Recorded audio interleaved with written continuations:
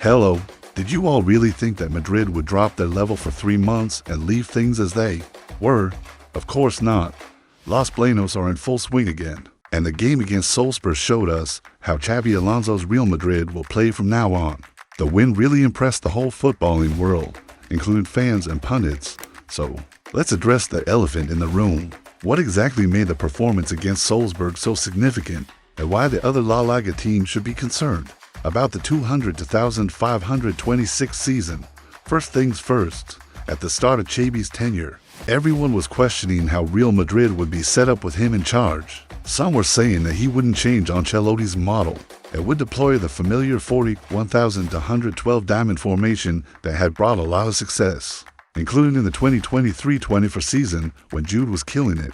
The other option was for Alonso to implement his favorite formation with 3 at the back. We even questioned this in one of our latest videos. Now, with the facts on the table, we have the brand new Real Madrid, which looks more exciting than ever. So, let's focus on the 3 secrets we've learned since the disappointing draw against Al Hilal. First, Xabi Alonso's back 3 revolution. Madrid swapped their classic for the 33 formation for a 352 with Arl, and Tchouaméni dropping into a central back role alongside Antonio Rudiger, and Dean Hen flanked by attacking wing-backs Trent Alexander-Arnold and Fran Garcia. This gave them defensive solidity, control over Salzburg's counter-press, and better build-up play from deep. The secret to this tactical change is that it gave Madrid a solid backbone and better passing lanes from the back, essentially resetting the team for sustained dominance, something that had been rare since Ancelotti left. And you know what's curious? Upon his arrival, Alonso revealed that Real Madrid wouldn't play in his favorite 352 until he had the necessary center-backs at his disposal. Since then, Madrid have signed Hen, and Alonso has probably also seen Tchouaméni's skills as a center-back and decided to give him a try. Another important point to note here is that while Tchouaméni has played in defense under Ancelotti, but never in a back 3, now with 2 elite defenders on his sides in Hen and Rudiger, he has stability and is playing like a deeply lying playmaker who is fully aware of his defensive duties. Put simply, against Salzburg, he was a hybrid of 2 roles. When Madrid attacked, he was a defensive midfielder. When Los Blancos had to track back, the Frenchman switched to center back. Secret number 2, balanced pressing with creative freedom. Madrid combined intense pressing with disciplined structure.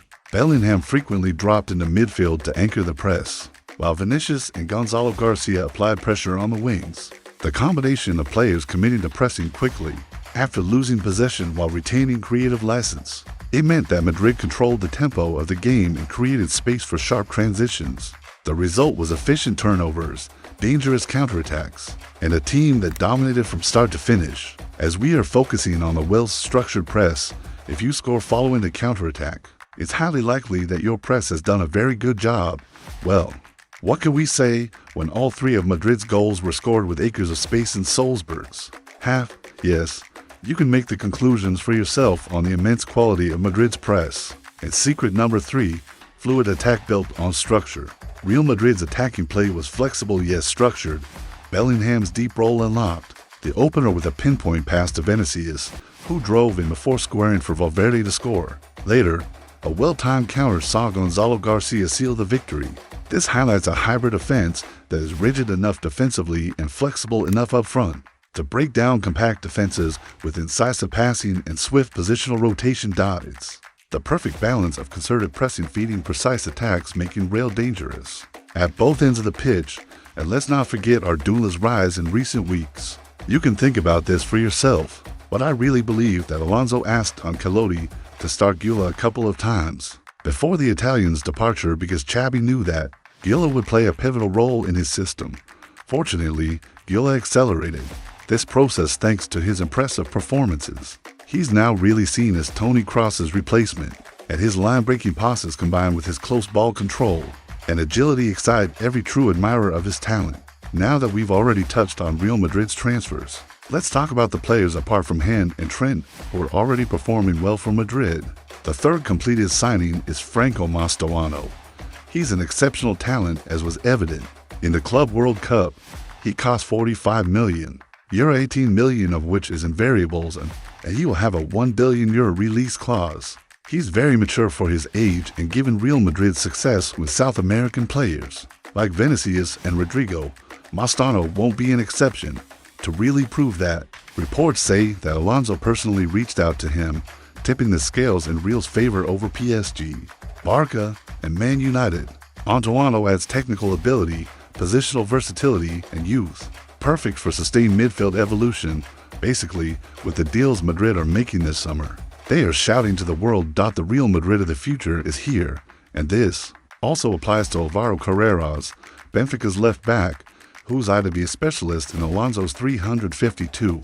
While interest from Real has always been clear, the €50 million fee and ongoing negotiations have delayed the move. Still, the fact that Benfica have been knocked out of the Club World Cup suggests that everything could be finalized pretty soon. Actually, don't judge us if the deal is already done by the time we upload this. The last position at Real Madrid will try to upgrade this summer is center back. The situation there is tricky. The three players who will undoubtedly form the backbone of the defense are Hen, Rudiger, and Ed Milado, while Raul Leo and David Alaba are considered backup options. On paper, this looks like it should be more than enough for Alonso to cope with. But you never know. Just imagine if you lost half your defense for 70% of the season as happened in 2020 for 25. Therefore, there's a real possibility of signing a center back this summer with Leverkusen. Espero in Ampere rumored to be a target. He was the cornerstone of Alonso's back three in Germany, so he could settle in quite quickly. A more logical approach for Real Madrid would be to wait one more year to sign Ibrahim Konate as a free agent next summer and be sure that Konate is a lot more admirable and premium option compared to Hinkipier.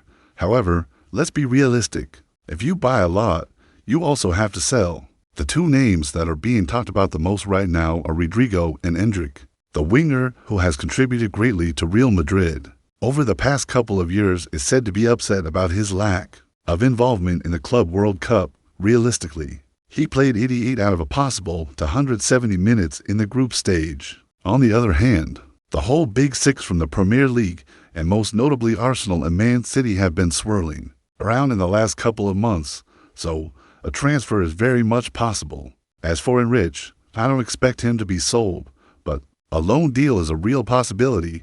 Logically, Madrid already have Vini, Mbappe, Rodrigo, Enrich, Brahim Diaz, and Ardugula in attack.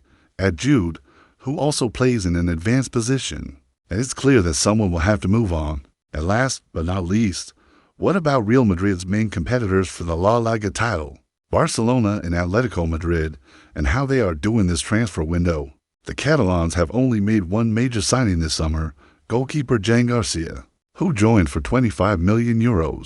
At the time of writing, the Nico Williams saga is still ongoing, with the latest reports being somewhat controversial. Some sources say that Nico will definitely be Barca's next signing, as his decision cannot be reversed.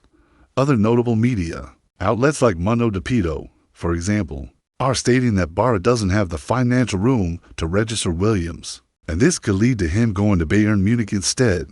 Nevertheless, even with their current squad and new signings, Garcia and the young Swedish talent Rooney Bardi, Barcelona are well positioned to overcome Madrid's resilience. This makes it highly likely that we'll witness a historic season in 200 to 1,526, especially if Atletico Madrid assemble a strong squad. They are actually investing heavily this summer after spending close to €100 million on Alex Bayer, Matteo Leggeri, Johnny Cardoso, and Joan Musso. They are closing in on Christian Romero with a bid of 55 to 60 million amid tough negotiations with Tottenham. According to reports, however, Spurs are pushing for a minimum of €82 million.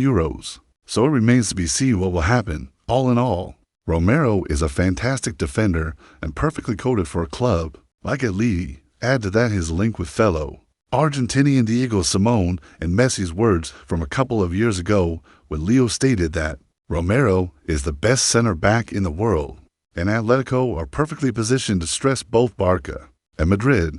Now, all that's left is for you to share your opinion, and you can do this by answering the simple questions. First, if you were Florentino Perez, would you sign a less qualified center back now, such as Hinkipier or someone from La Liga, or wait a year and sign Ibrahim Konate for free? Second, do you think Atletico would be capable of coping with Barca and Madrid's resilience?